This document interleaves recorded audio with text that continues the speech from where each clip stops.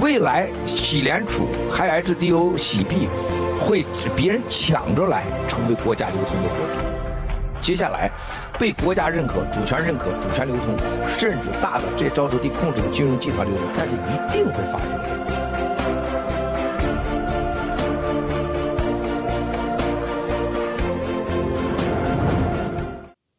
Good evening, good morning. Welcome to episode 69 of Crypto News Talk. Today we have a topic called UAE will become another crypto hub. Will it be? Will it not be? Let's have a look. My name is Bindi and I have my two co-hosts here. There's a last minute change of co-hosts. We have 2007 and Jesse. Over to you, 2007. Hello everyone, I'm 2007. Welcome to our program. We hope we can bring some updated news about the Central Bank of United Arab Emirates. Thank you. Back to you, Jesse. All right, good. Thanks, 007 for coming on. And this is a really interesting topic today. It has got. I think it is a small watershed moment for the crypto world. Actually, all right. Thank you.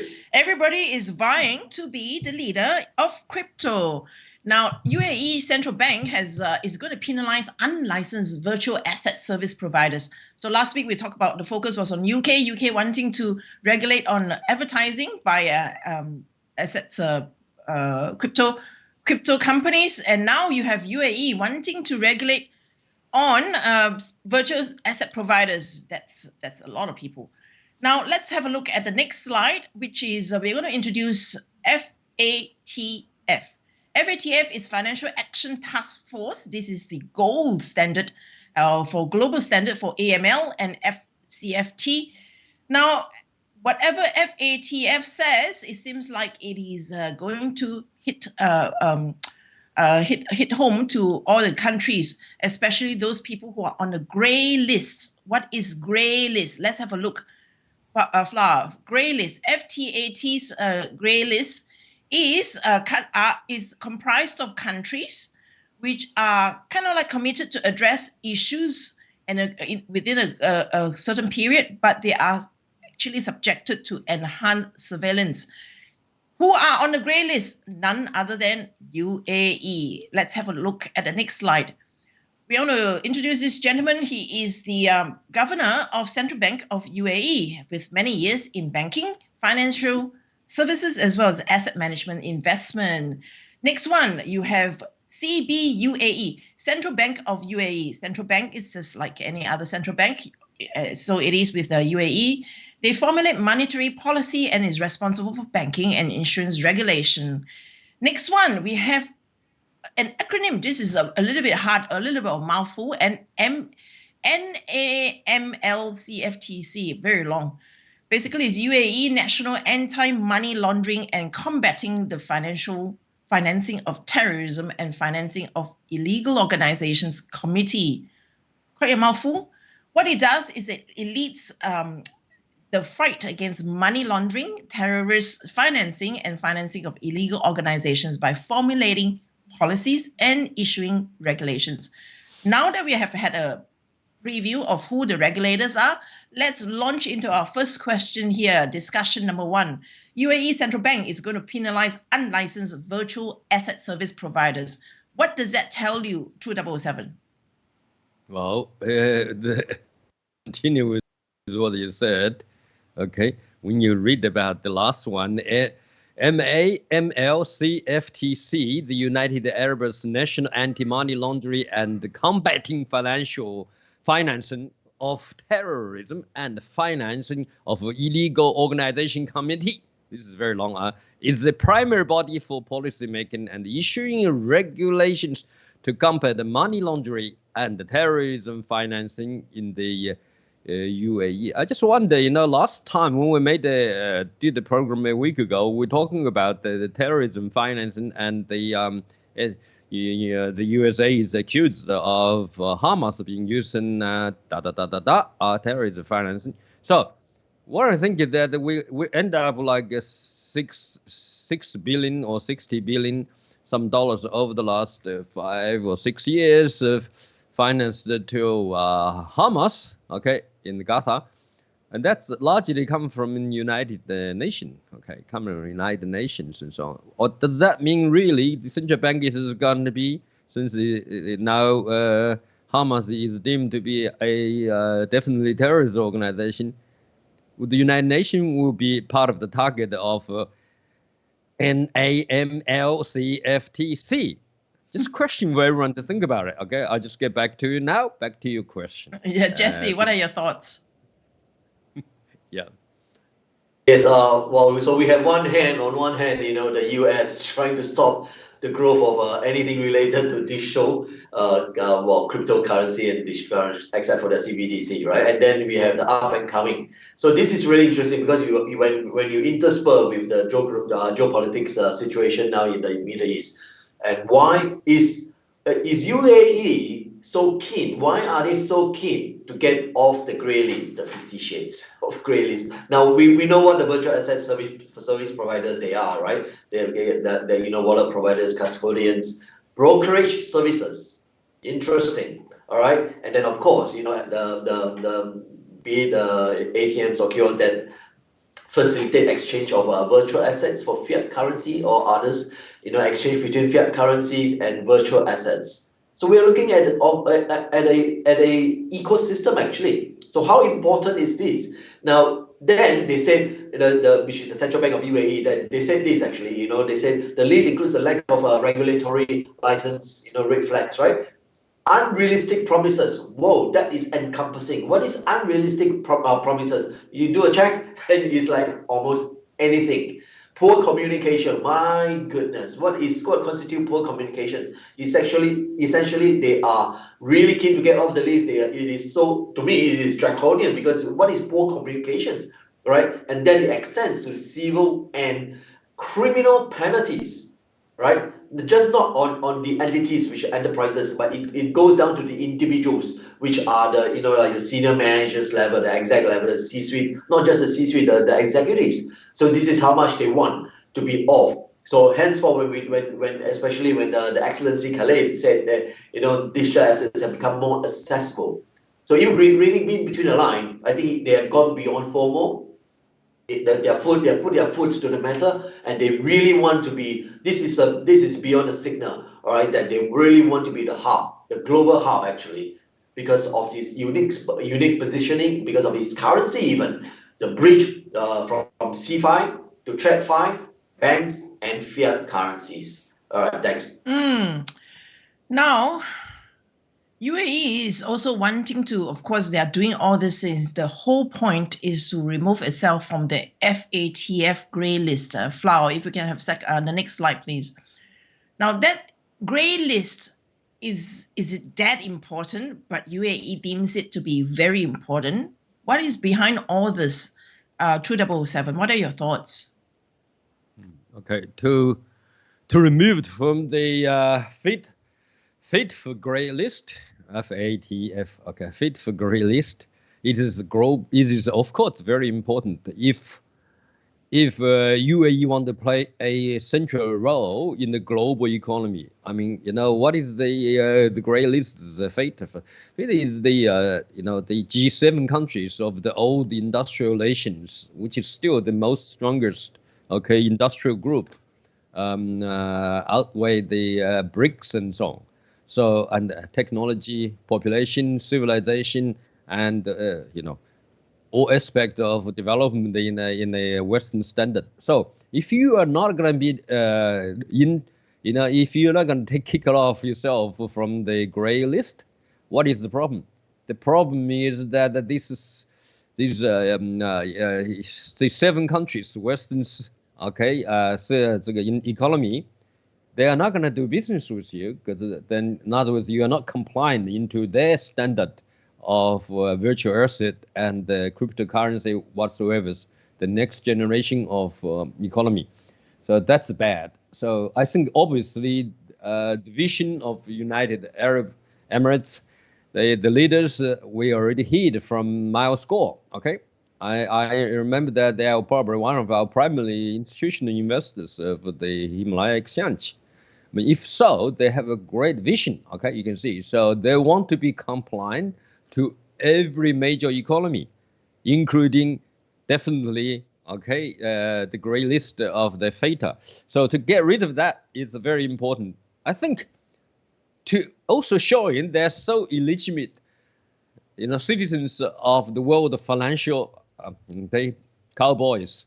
I mean, this is important. I'm using cowboys with a good meaning, which means you are very strong, determined, and open. Okay, bravery. So this is a good sign. Once this is done, what we will see the strategic shift is all the Middle East money laundering businesses will become what? Will probably become more compliant too, because even UAE take the leadership to be compliant. So that also means if the CCP back in the Middle East, the guys, the countries or kings, if they want to do their own thing, they're going to be excluded out from the world economy. You see, this is so important. This is like a currency war or virtual asset futuristic war for what? For dividing the economies, or going with a strong and then exclude out the CCP leaded, petrol and RMB digital control union. This is so significant. This is what my point is. So back to you. Jesse, what are your thoughts as far as UAE wanting to, of course, remove itself from the grey list? What is the ulterior motive there? Ulterior motive. Ulterior motive. Yeah, I like what 007 has just said. The role that I think they have actually defined and scope out what's the role they will play in the whole scheme of financial movement. And remember this, and Mr. Moscow has actually shared with us, right? Also, that UAE, they are not old money. They're not old money, but bloody hell, they are petrol money. Essentially, that's where a lot of hot money originate. Actually, the hot money, the flows of hot money via and from originating from Middle East.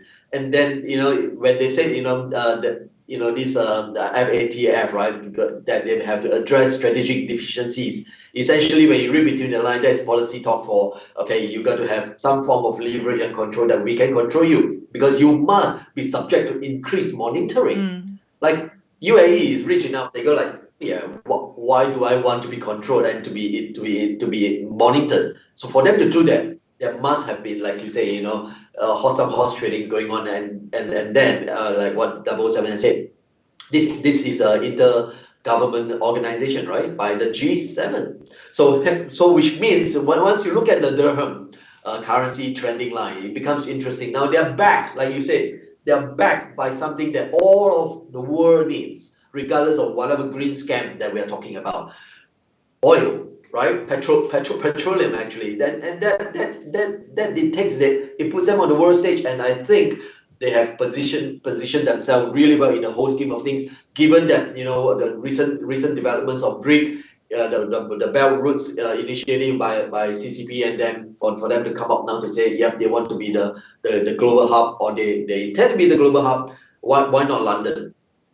And for them to come up now, I think it signals a strategic a strategic decision already by all involved. Yep. Now, we know where Himalaya Exchange is headquartered right now, is headquartered in UAE. We also know that Binance former CEO, is hiding, or maybe used to be hiding. His hideout used to be in Dubai. Zhao Changpeng CZ. He used to hide out in Dubai. We don't know whether he's still there. Does it actually say anything about UAE and its future role? Let's have a look right now with question number 3. Himalaya Exchange, Himalaya ecosystem is ready for UAE's new rule. How is that so? 007, can you just analyze for us? Yep, Himalaya's ecosystem is ready for UAE's new rules. One of these new rules, also we talk about the G7 countries grey list to be removed, from which it is all about the money laundering and anti-terrorism. That's called the KYC, what you need to do. So Himalaya Exchange, we know from beginning, we strict the KYC rules and also anti-money laundering policies. And it is already for 2 years for the UAE's new regulations. Okay, so I think also, in addition, Himalaya's euro soon will be released, combines cutting-edge blockchain technology with robust features of stablecoin. Okay, a truly stable coin that provides the liquidity and reliability to all its holders and clients. SHEU is one of the only 1:1 euro-backed stablecoin, and it will be also be 100% euro reserve with a third country which is independent, transparent, and so on, so on, so.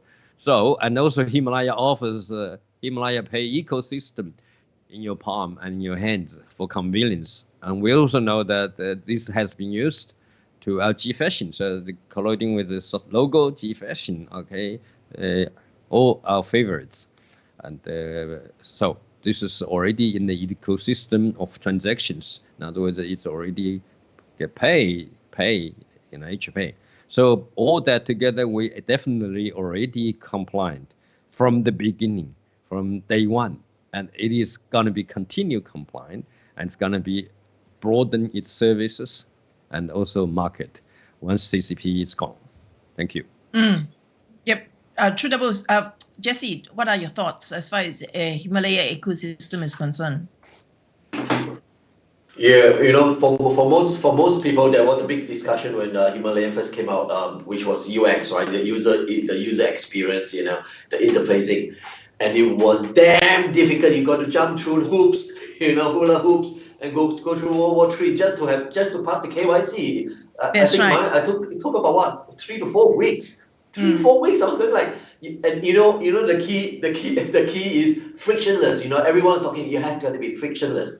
So at that time, I was like, now hang on, this doesn't make sense because of my limited knowledge. Now that when I look back, I go like, whoa, that is gold, man. That is pure gold because of the strict KYC rules. That's why we keep saying this. Yes, Mrs. Morgan said it's very clean. For her to say very clean, it means something because beyond like what 007 said, the liquidity and reliability to its holder. Now, in times like prosperous time, that's fine. But in times when there's a squeeze in liquidity, right, and that means there's no trust in the financial system or a lack of trust, and when it's fragile, institution then looks for something that is stable, that has got all they have to tick the right boxes actually. So does Himalayan ecosystem tick the right boxes? Yes. Are we the only one? We might not be the only one, but we have been way ahead of the curve, actually. Yeah, thanks. Yeah, the only thing that is stopping us, unfortunately, is the SEC. So we have to do something about that. Now, next, we have going to refer to Miles Guo because Miles Guo is always the pioneer as far as crypto is concerned. We can't discuss crypto without first referring to what Miles Guo had said a while ago. Now, Flower, if you can just bring on the video, please. 未来的洗联储会发洗欧元，未来要去美元化，洗欧元，甚至是洗迪拉姆就是阿布扎比元，会有稳定的1:1的金币，你都可以放到钱包里。最重要的，记住啊，你用美国的任何支付系统，你在美国的金融监管下，你所有的一切。特别你非美国人，为啥中共国的钱出来不到美国来？因为美国现在这个监管制度已经是疯狂制度啊，它对数字货币极不友好，而且是严控。最大的受威胁者就是共产党和美国，所以说你不会用美国的，那你用日本的。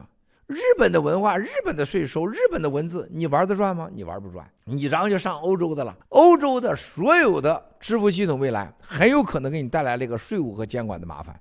因为这欧洲就是另外一个数字货币最不友好的地区啊！这些高税收的国家都拿你钱当自己钱的啊，他认为你的钱都是我的，只是哪天拿走是吧？日本是让你死，然后你把遗产税都给我。那为啥你拿这个 HPay 呢？它的所在地、钱包地，它将是在阿布扎比和离岸国。那说美国也有很多是离岸国注册的呀。但是你不要忘了，只要是这些地方的持有美国护照的和美国人经营的一样。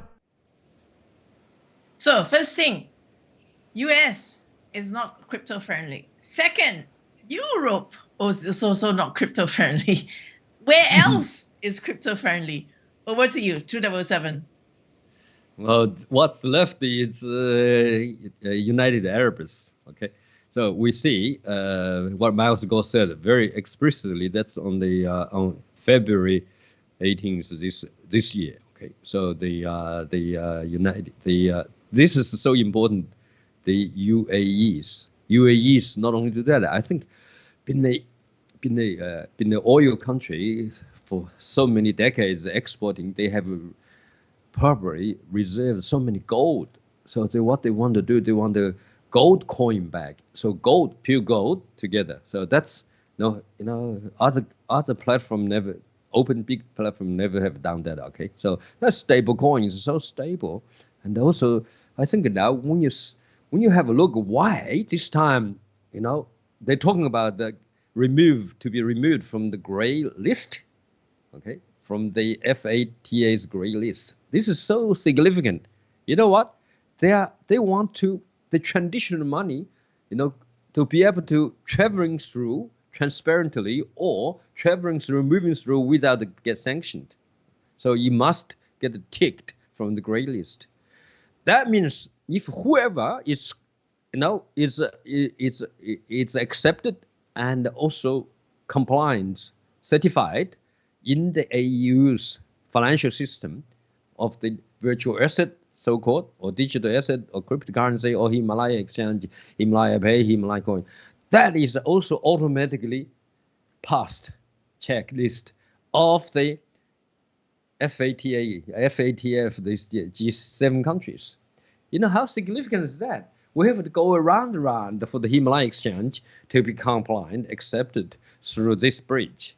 I mean, that's just perfect, mate. If I'm thinking about that, Miles Gore's brother, the minister or the king, must be really truly brother. Okay, so that his brother's asset. I mean, that's also his own asset too, partially as an institutional investor, a supporter of a new federal state of China whistleblower movements. I mean, these are open information. Miles Gore has been telling us as time goes.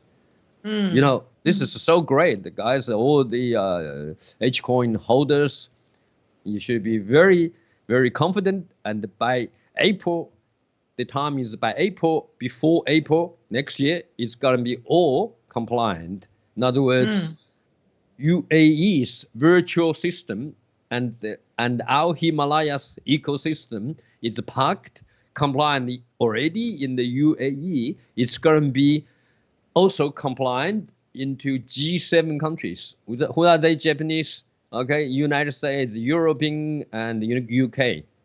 Isn't that great? So we're going to be really part of this leading Western economies. This will petition ourselves from China. But you never know. I think also UAE is also business tied with China as well. So, and when CCP is gone, then we can have both China, okay, the new China, new federal state of China, and UAE. Well, we are new federal state of China, by the way. Back to you. Jesse, Miles Gore mentioned, of course, we have HDO, H-Euro. Miles Gore wanted H-Euro to be issued first, but of course, it wasn't agreed to by Himalaya Exchange other shareholders, so they decided to issue HDO, which got us caught. Would it be any different if, let's say, H-Dirham were to be issued first? Over to you. Well, I think it is really, the right place, right time, and then of course, well, H-Dirham, like you say, we are looking at the hegemonic money, we are looking at old money versus, and then versus whatever. Well, who has the wherewithal actually to support whatever they want to launch? UAE has been really silent or hasn't been clear about issuing their own CBDC, isn't it? That's interesting because you look at the strength of the dirham actually, strength of oil and the projection. People are saying that the oil will drop. Has this got anything to do with this? With us? Yes, of course, because you're looking at large investors, large institutions, so the funds, they are buying into oil-related sectors. That's interesting against the narrative that the carbon and whatever bullshit, and they are buying into oil-related sectors. That tells you a lot, right? And the other thing is this, right? UAE, would you mind working in a country that's tax-free? I think a lot of people don't mind. And under the veneer of what we are traditionally the Emiratis, these are very young, very plugged into the world. They are schooled in Le Rosé, in Switzerland, in the UK and the US. They are really plugged in to the network of the new world actually, and we are moving from the petrol economy, petrodollars economy to the blockchain economy. I think they have realized that this is their time. This is their time. That gives them a lot of energy and a lot of confidence, like what the Saudi Arabian Crown Prince said. It's time for them to step up to the world stage actually. And of course when the tsunami, the financial and economic tsunami comes in, you really want to look at countries with the wherewithal actually. The fact that we are there. Again, I think Mr. Moscow has the foresight. Where the geopolitically and the trending are, and well placed, very very well placed. That's amazing actually. Thanks. Yeah, it's quite exciting to be in Dubai. The only thing is the weather, unfortunately. Okay, thank you so much. But before we go, we must remind ourselves our program is at 10 a.m. in Beijing on Monday. And if you are over in New York, it is 9 p.m. on a Sunday. And of course, if you're over in the East Coast of Australia, like Sydney, it will be at 1 p.m. on a Monday. Now, next, we like to have a look at G Fashion, only because G Fashion is one very important entity that uses HPay, because it gives us luxury of life that we can enjoy. Over to you, Fla.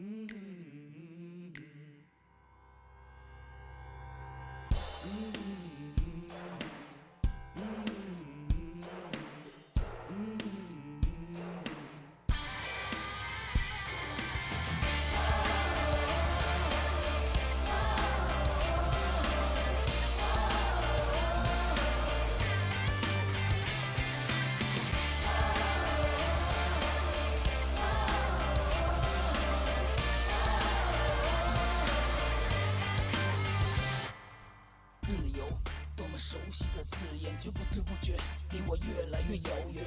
曾经那个意气风发的少年，为了生存只能拼命挣钱。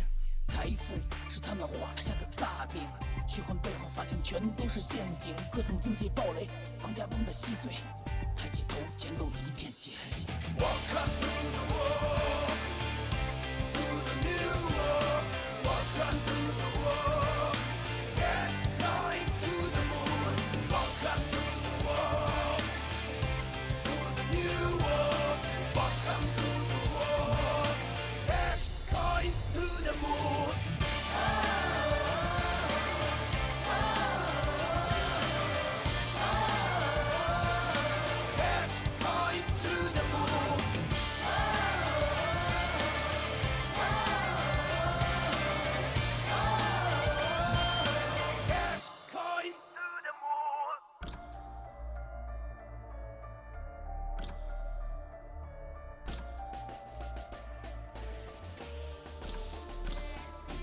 安全，对前沿加密技术出手。但你的财富没人能夺走，稳定币、浮动币设计天下无双，还有20%黄金挂钩，摧毁不停压榨你的机器，从此不再做金钱的奴隶。洗联储的大门永远敞开向你，前途光明就在洗币。Welcome to the world.